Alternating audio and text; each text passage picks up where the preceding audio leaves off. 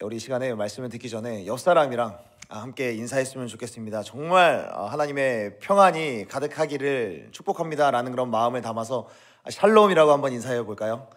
샬롬, 샬롬. 우리 담임 목사님과 늘 인사하던 거 있죠?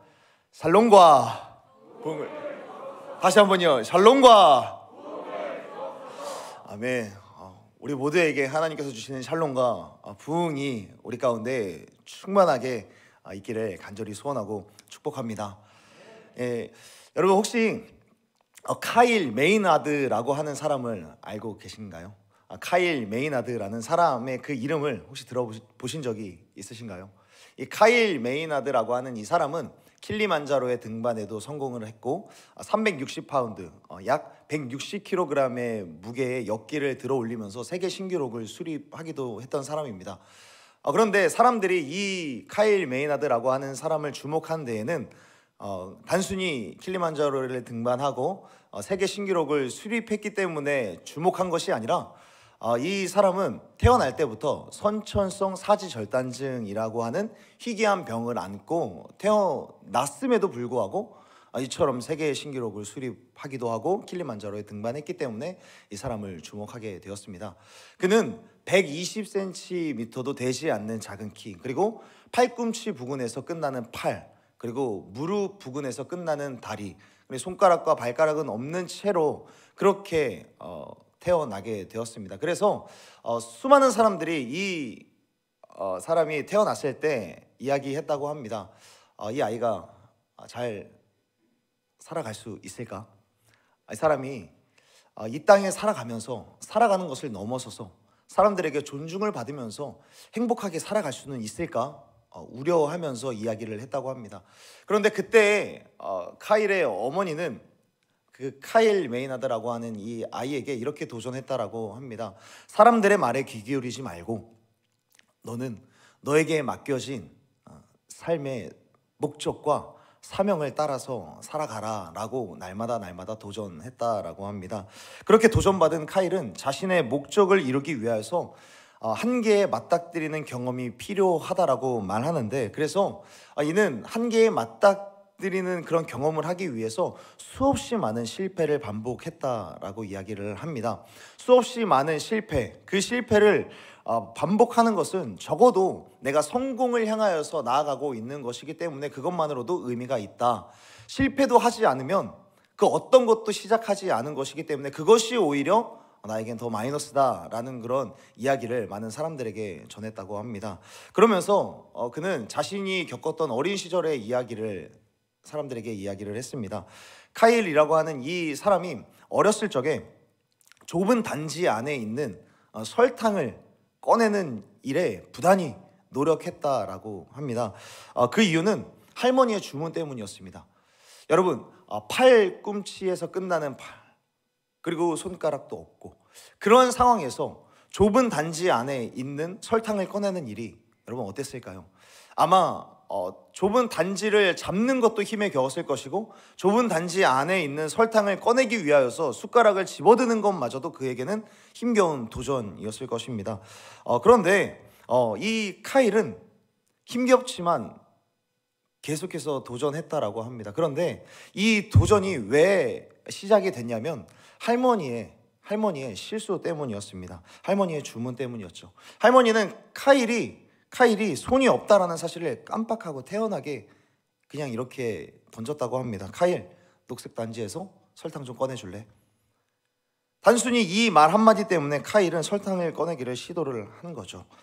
여러분, 녹색 단지를 잡는 것, 그리고 설탕을 잡기 위해서 숟가락을 잡는 것부터 그에게는 도전이었습니다.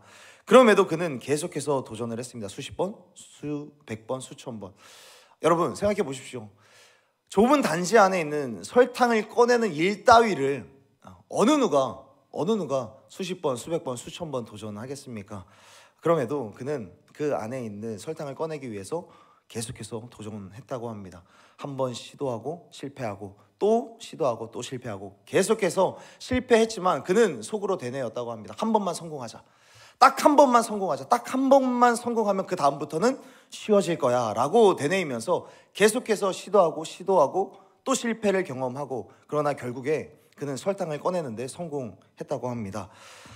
이 경험은 그에게 있어서, 그의 삶을 살아가는 데 있어서 삶의 태도를 바꾸는 계기가 되었다라고 이야기를 합니다. 그런데 여러분, 이 카일이라고 하는 사람이 이 좁은 단지에 있는 설탕을 어쩌다가 꺼내게 되었다고요? 할머니의 주문, 할머니의 별것 아닌 실수, 할머니가 태연하게 던진 이야기. 그러나 그 이야기, 그 실수가 카일에게 있어서는 자칫하면 실패의 경험이 될 뻔했습니다. 자칫하면 그에게 어쩌면 나는 설탕 하나도 꺼내지 못하는 사람이야 라고 하는 자존감이 바닥을 칠 수밖에 없는 그런 일들로 번질 수 있는 일이었습니다. 그러나 카일은 수없이 많은 도전으로 그 실수를, 할머니의 실수를 아무것도 아니게 만들었습니다. 사랑하는 여러분, 우리는 살아가면서 수없이 많은 실수와 실패를 반복하고 또 반복하면서 살아가게 됩니다. 조금 더 정확하게 이야기를 하면, 실수를 하면 실패를 하게 되는 그런 확률이 조금 더 올라가게 되죠. 말을 실수했을 때에 우리들은 사람과의 관계에서 실패할 확률이 조금 더 올라갑니다. 사업을 하는 사람들에게는 어떻게 하면 실패할 확률이 올라가죠? 동향의 흐름을 내가 잘못 계산하고 미스했을 때, 실수했을 때에 사업의 실패까지로도 번질 수 있습니다. 그러나 실수한다고 해서 반드시 실패하는 것은 아닙니다. 우리의 신앙에 있어서도, 우리가 봉사하는 데에 있어서도, 하물며 예배하는 데에 있어서도 순간의 실수와 순간의 선택이 실패로 이어질 수 있지만, 그러나 그 실수가 100% 반드시 실패로 이어지지는 않는다라는 것이죠. 오히려 이 실수들이 우리를 성장시키는 발판이 될 수도 있고, 성공의 도화선이 되어서 승승장구의 가도를 올라갈 수 있게끔 만들 만한 그런 계기가 될 수 있다라는 것을 우리들은 삶을 살아가면서 종종 경험하게 됩니다. 그리고 무엇보다 이렇게 되는 데에는 사실 우리의 실력이 아닌 우리의 실수를 차곡차곡 쌓으시고 모으셔서 그 실수를 통해서 배우게 하시고 깨닫게 하시고 성장하게 하시는 하나님의 놀라운 능력이 우리를 붙드시고 있기 때문이라는 사실을 믿는 저와 여러분이 되기를 간절히 소원합니다. 그런 의미에서 이런 점들을 가장 잘 설명하는 본문이 오늘 본문이 아닌가라고 생각을 해서 오늘 본문을 함께 여러분들과 나누기를 원합니다. 오늘 본문은 우리들이 잘 아시다시피 가나의 혼인잔치라는 그런 제목으로 붙여진 내용입니다. 요한복음에 기록된 예수님께서 처음으로 행하신 기적이 오늘 본문에 담겨 있는데요. 어느 날 예수님은 가나라고 하는 동네에서 일어난 어느 부부의 혼인잔치에 초청을 받아서 자리하게 되었습니다. 예수님과 제자들, 그리고 예수님의 어머니 마리아까지 그 자리에 혼인잔치에 초청을 받아서 함께 하고 있었죠. 그곳에는 예수님의 일행 외에도 수많은 사람들이 초청을 받아서 모두가 다 혼인잔치를 즐기고 있었습니다. 많은 사람들이 초청을 받아서 혼인잔치의 그 즐거운 분위기를 만끽하면서 시간을 보내고 있었죠. 신랑 신부와 그리고 그 가족들도 초청한 사람들을 대접하기 위하여서 여러 가지 준비를 했고, 그 사람들의 흥을 돋구기 위하여서 하나하나 다 신경 쓰고 준비하면서 즐거운 시간들을 보내고 있었을 것입니다. 지금 같았으면 음악도 크게 틀어놓고 데코레이션도 화려하게 해놓고 그리고 조명도 휘황찬란하게 다 밝혀 놓았을 것입니다. 그런데 모두가 그렇게 즐거워하고 있었을 그때, 모두가 다 혼인잔치로 인하여서 행복한 시간들, 즐기는 시간을 보내고 있었던 그때 어느 한쪽에서 굉장히 부산스러운 움직임이 보이기를 시작을 합니다. 하인들이 소곤소곤 대면서 이야기를 하죠. 김씨, 야 거기 포도주 있나 봐봐. 포도주 있으면 좀 갖고 와봐. 여기 포도주 없는데요. 그러면 저기 마당에 가서 항아리 한번 봐봐. 여기도 없는데요. 그러면 문 뒤쪽에 창고에 한번 봐봐. 여기도 없는데요. 무슨 일이 일어난 거죠? 잔치집에 포도주가 다 떨어지게 되었습니다. 혼인잔치집에서 초청한 손님들을 대접할 포도주가 다 떨어져 버렸습니다. 음식이 떨어져 버렸습니다. 여러분, 잔치집에서 음식이 떨어진 것이 무슨 의미가 있습니까?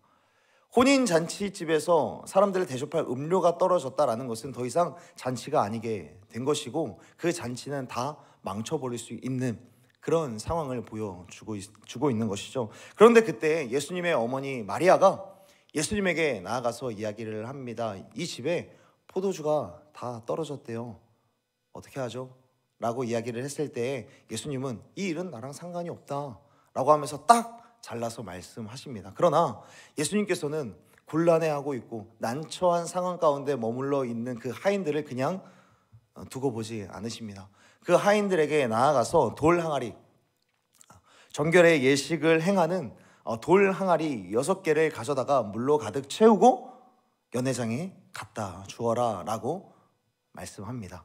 여러분, 하인들의 입장에서 이 이야기를 들었을 때 돌 항아리에다가 물을 가득 채우고 연회장에게 갖다 주라 라는 예수님의 명령을 들었을 때 하인들의 입장에서는 어떤 생각이 들었을까요?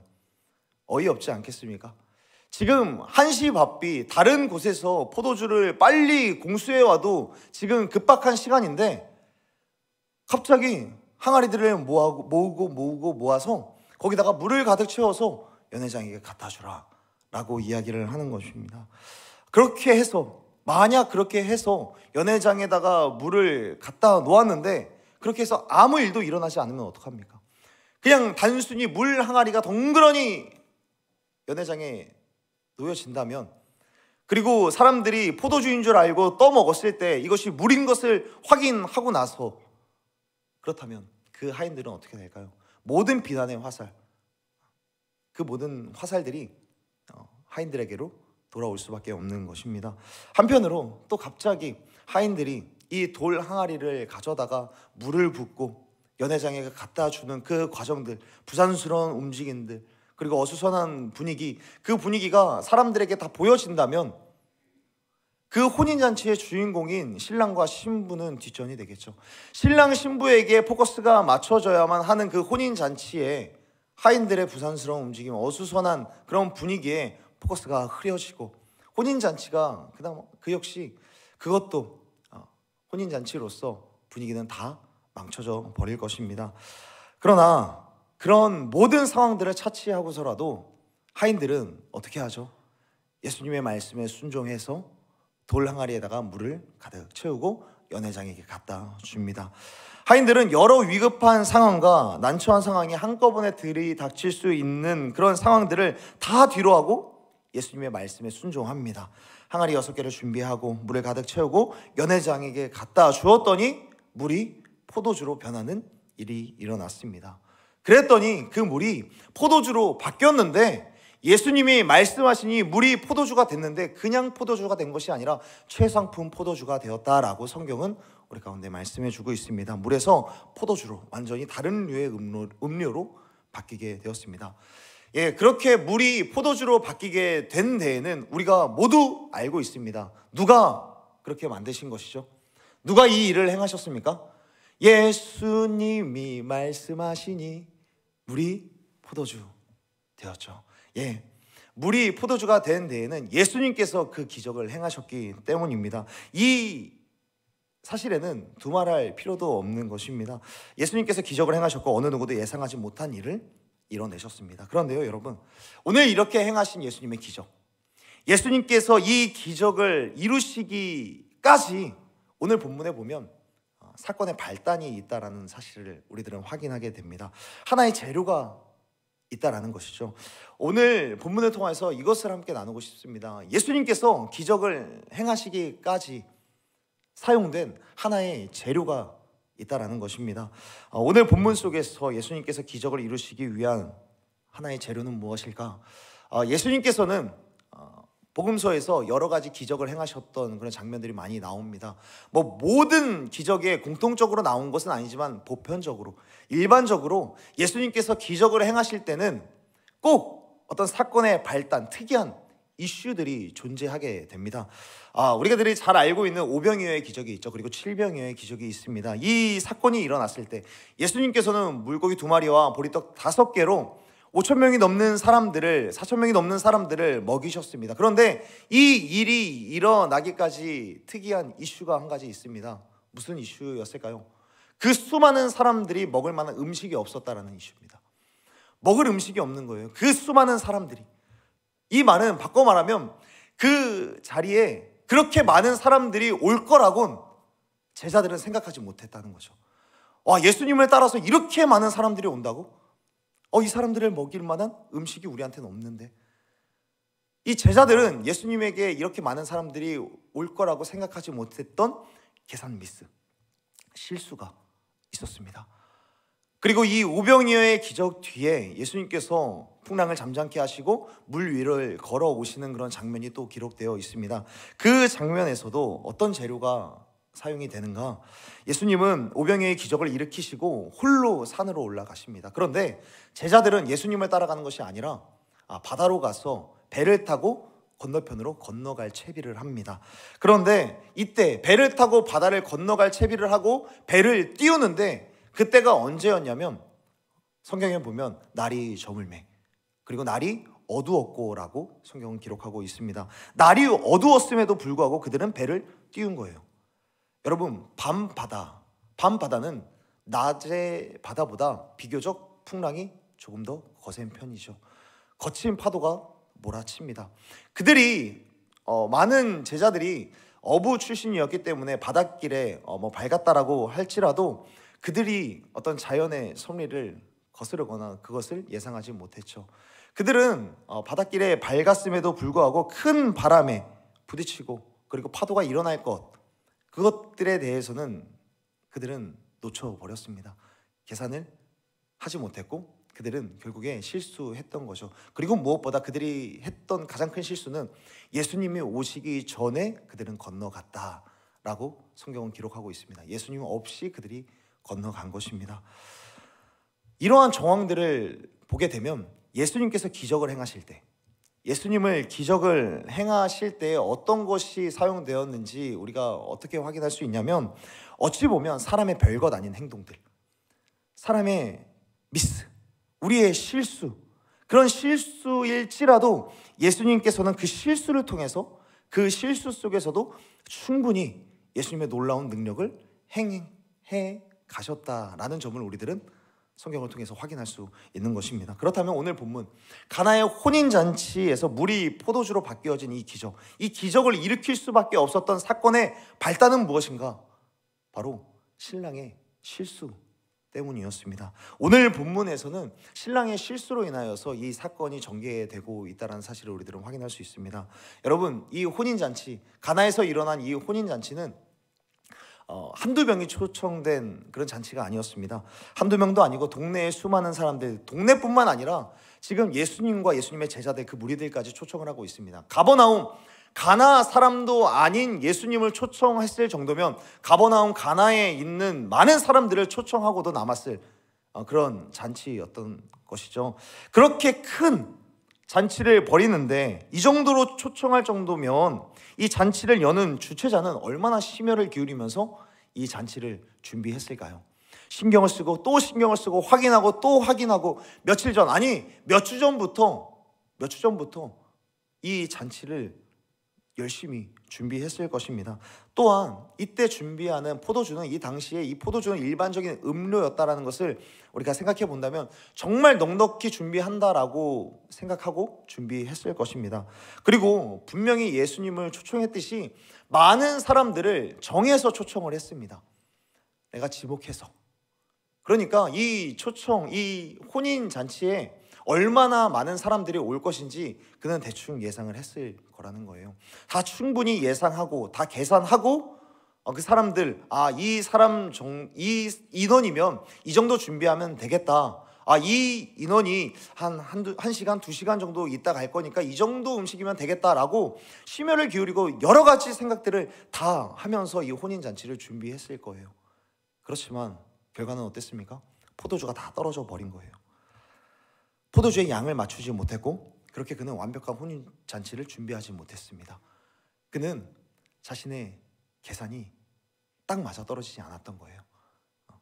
혼인잔치를 준비하는데 놓쳐버린 것이 있었고 실수가 드러나게 된 것입니다. 그런데 여러분, 오히려 그 신랑의 실수 덕분에 그 실수가 있었기 때문에 그곳에서 어떤 일이 일어납니까?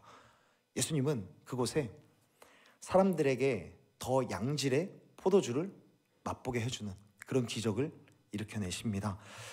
예수님께서 포도주를 만드시고 난 이후에 많은 사람들이 예수님께서 만드신 포도주를 직접 맛봅니다. 맛보고 나서의 반응이 어떻습니까? 10절에서 말씀하고 있습니다. 말하되 사람마다 먼저 좋은 포도주를 내고 취한 후에 낮은 것을 내거늘 그대는 지금까지 좋은 포도주를 두었도다 하니라. 이 포도주를 마시고 와, 뭐야? 이 포도주 너무 맛있네. 그리고 신랑을 부르는 거예요. 신랑, 당신 이벤트 좀 할 줄 아네. 다른 데 같았으면은 먼저 좋은 포도주를 내고 점점 급이 떨어지는 포도주를 내는데, 야, 당신은 우리를 접대할 줄 알고 대접할 줄 알고 그리고 이 이벤트를 조금 더 호화롭게 즐길 줄 아네. 당신 센스가 좀 있어. 잘 살겠어. 신랑을 칭찬하기를 시작을 하는 거예요.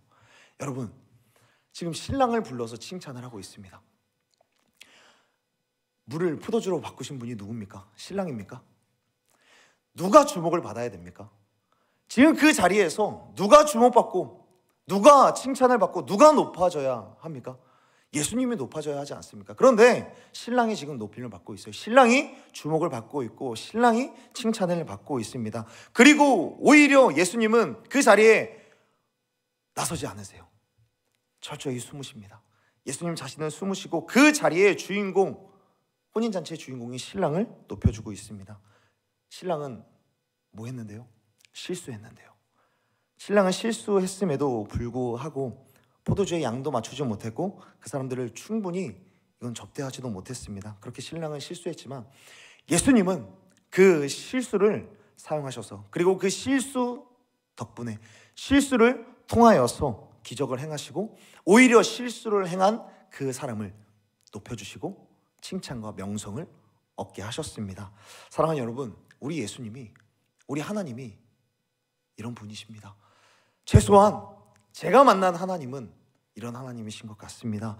우리가 그렇지 않습니까? 최소한 저는 그렇습니다. 우리가 심혈을 기울여도 내가 확인하고 또 확인하고 내가 열심히 준비한다고 하지만 실수투성이인 저인데도 그러나 하나님께서는 저를 여기까지 이끌어 오실 때 그런 저의 실수를 막 드러내면서 저에게 창피를 주시는 분이 아니라 그 실수를 통하여서 하나님께서는 하나님의 놀라우신 일들을 이뤄 가시면서 저를 여기까지 인도해 오셨습니다. 하나님은 실수투성이인 저를 너무나도 잘 알고 있습니다. 그리고 그 실수를 통하여서도 하나님께서는 충분히 많은 일들을 행해 오신다라는 것을 저는 또 알고 있습니다. 우리 하나님께서는 우리의 실수가 드러나고 우리의 연약함이나 우리의 후회할 만한 작은 일상들이 있어도 그 실수를 이용하셔서 예수님의 놀라운 일들을 행하실 수 있는 분이십니다. 또한 그 실수를 한 사람을 드러내서 창피를 주고 면박을 주고 핍박을 받게 하는 것이 아니라 그 실수가 실패로 이어지게 하시는 분이 아니라 나의 실수는 덮으시고 감추시고 그런 나의 연약함을 품으시고 그 실수를 오히려 기사회생의 기회로 삼으시고 그 상황을 역전시키시고 하나님의 새로운 역사를 이끌어 가시는 하나님이신 것을 믿는 저와 여러분이 되었으면 좋겠습니다. 사랑하는 여러분, 어떤 실수든 또 그것이 실패로 이어지든 그리고 그게 어떤 일들로 눈덩이처럼 막 부풀려질지라도 하나님의 은혜 안에서는 버릴 것이 없다라는 사실을 믿으셨으면 좋겠습니다. 하나님은 우리의 실수들을 모으시고 차곡차곡 쌓으셔서 하나님의 완전하신 뜻을 이루어 가시는 하나님이십니다. 하나님은 실수를 모르시는 완전하시고 완벽하신 하나님이시기 때문입니다. 그 하나님이 우리의 아버지가 되십니다. 사랑하는 여러분, 우리는 살아가면서 어떤 관계적인 면이라든지 일적인 면에서 실수하고 그래서 후회하는 일들이 굉장히 많이 있습니다. 시간이 지나서 그때 내가 그랬으면 안 됐는데 그때는 내가 이런 선택을 했어야 하는데 그렇게 하면 안 됐어 후회할 때가 있습니다. 하지만 하나님은 그런 우리의 실수, 그런 지나간 시간들까지도 하나님께서는 바꾸셔서 우리들을 전혀 새로운 길로 인도해 가실 수 있는 분이십니다. 물을 포도주로 바꾸시듯이 우리의 삶 또한 그렇게 완전히 바꾸실 수 있는 분이라는 것이죠. 그리고 그런 실수를 저지른 나이지만 그런 사람들을 공경 속에 그냥 그대로 두시는 것이 아니라 예수님은 예수님 나름대로 예수님의 하나님 되심을 드러내면서 하나님의 영광을 거두어 가시는 하나님이십니다. 하나님은 온 세상을 유에서 무로 무에서 유로 창조해 내셨습니다. 없는 것 가운데 빛을 있게 하셨고 궁창을 만드시고 온 세상을 만드셨습니다. 그러나 있는 것들을 모아서도 하나님께서는 놀라운 일들을 하실 수 있는 분이십니다. 보리떡 5개와 물고기 2마리로 5,000명을 먹이시는 일들을 벌이시듯이 우리의 별것 아닌 행동, 또 그것이 실수일지라도 그 실수를 모아서 하나님은 하나님의 선하심과 능력을 보여주십니다. 무엇보다 중요한 것은 우리를 통해서 그 기이한 일을 사용하신다라는 점입니다. 실수를 모으셔서 일하시는 하나님, 그 하나님은 실수를 모르시는 하나님이십니다. 실수를 모르시는 하나님 앞에서 내가 실수하더라도, 그리고 그 실수가 실패로 내 눈앞에 보여질지라도, 그러나 그 실패 속에서도 실수 속에서도 그 실수를 사용하셔서 놀라운 일을 행하실 하나님을 기대하며 하나님을 의지하며 살아가는 저와 여러분이 되었으면 좋겠습니다. 말씀을 정리하겠습니다. 사랑하는 여러분, 이 기적이 오늘 본문의 기적이 요한복음에서 나타난 예수님이 행하신 첫 번째 기적이라고 말씀을 드렸습니다. 그리고 이 기적을 요한복음에서는 표적이라고 표현을 합니다. 표적이라고 하는 표현은 그냥 단순히 우리들이 생각하는 놀라운 기적, 이것을 이야기하는 것이 아니라 예수님이 그리스도이신 것을 믿게 해주는 사건이라고 하는 의미가 바로 표적이라는 단어입니다. 이런 기적을 보니까 예수님이 그리스도시구나 라는 것을 알게 해주는 사건이 표적이라는 단어입니다. 더 나아가서 누구나 예수님을 믿으면 우리 삶 가운데 이런 기적을 맛볼 수 있고 이런 기적이 일어나는구나 라는 것을 알게 해주는 것이 표적이라고 하는 단어에 숨겨진 의미입니다. 그런 뜻에서 오늘도 예수님을 믿는, 예수님을 구주로 믿고 영접한 모든 사람들의 삶 속에 물이 포도주가 되는 기적이 일어나게 되는 줄로 믿습니다. 저와 여러분의 삶 속에서도 이미 물이 포도주로 변한 그런 놀라운 사건이 일어났음을 믿으시는 저와 여러분이 되었으면 좋겠습니다. 사랑하는 여러분, 물이 포도주로 변한 기적은 우리 모두가 다 체험을 했습니다. 어떤 체험입니까? 우리들은 영원히 죽어 지옥으로 갈 수밖에 없는 사람들입니다. 그러나 예수 그리스도의 십자가의 보혈, 그 십자가의 보혈로 다 씻음을 받았습니다. 그리고 하나님의 자녀가 되었고 영생을 얻었을 뿐만 아니라 그렇게 하나님의 자녀가 되어서 하나님의 자녀의 권세를 누리면서 살아가고 있고, 무엇보다 우리 안에 예수님이 거하심으로 인하여서 우리는 하나님의 성전으로서 이 땅을 살아가고 있습니다. 물이 포도주가 된 것이죠. 전혀 다른 존재가 되었습니다. 영원히 죽어 지옥에 갈 그런 존재가 전혀 다른 극상품의 포도주로 변하게 되었습니다. 누구든지 예수님을 구주로 영접하면 모든 죄가 사함받고 영생을 받고 영원히 살아가는 삶, 그리고 예수님이 거하는 하나님의 성전이 되어지고 물이 포도주가 되어지는 기적, 그렇게 우리들은 거룩하게 사랑하며 살아갈 수 있는 그런 사람들이 되었습니다. 그런데요 여러분, 이렇게 되는데 우리가 한 것이 무엇입니까? 우리가 한 것이 무엇이 있습니까? 이렇게 물이 포도주와 같이 완전히 새롭게 되는 그런 존재적 변화에서 우리들이 한 것이 무엇이 있습니까? 본문에서 오늘 요한복음 2장에서 물이 포도주로 바뀌는 그 사건 속에서 신랑이 한 것이 무엇이 있습니까? 신랑이 한 것이라고는 실수조차 눈치채지 못했습니다. 실수조차 눈치채지 못하고 그저 하인들만 전전긍긍하다가 예수님의 말씀에 순종해서 포도주로 바뀌는 것을 경험합니다. 그리고 그냥 신랑은 칭찬만 듣게 돼요. 우리가 구원받는 데에 있어서, 우리가 포도주와 같이 완전히 다른 존재로 변화되는 데에 있어서 우리가 한 것은 아무것도 없습니다. 우리가 한 것은 아무것도 없습니다. 우리가 아무리 의를 쌓으려고, 우리가 이제 전혀 다른 존재로 내가 다르게 살아가야지라고 아무리 결단해도 우리들은 그것을 할 수 없습니다. 우리는 그저 종의 몸을 입고 이 땅에 오신 예수님의 순종, 예수님의 복종하심, 예수님의 피 흘리심, 예수님께서 보이신 십자가의 보혈의 공로로 우리들은 의롭게 되었고, 그렇게 의롭다 칭함을 받아서 물이 포도주가 되어지는 전혀 다른 존재로 바뀌어지고 거듭나게 된 줄로 믿습니다. 사랑하는 여러분, 무엇을 해도 완벽할 수 없습니다. 우리는 그런 존재입니다.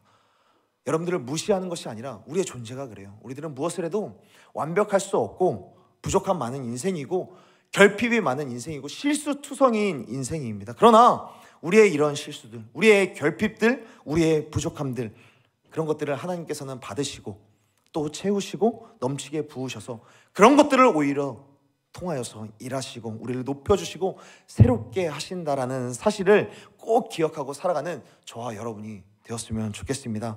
그렇기 때문에 우리가 살아가면서 실수했을 때, 실수로 인하여서 실패하고 또 그것이 우리의 실력으로 비춰져서 우리의 마음이 무너진다고 할지라도 우리가 낙심하지 말고 좌절하지 말 것은, 그런 연약함을 통하여서 우리 하나님께서는 일하시는 하나님은 그런 나를 통하여서 일하시는 것으로 끝나는 것이 아니라 그런 나를 사용하셔서 나를 높여주시고 또 내가 칭찬받게 하시고 나에게 명성을 얻게 하시는 그 하나님이라는 사실을 믿고 살아가는 저와 여러분이 되었으면 좋겠습니다. 그 하나님을 온전히 신뢰하며 의지하는 저와 여러분이 되기를 간절히 소원하고 축복합니다.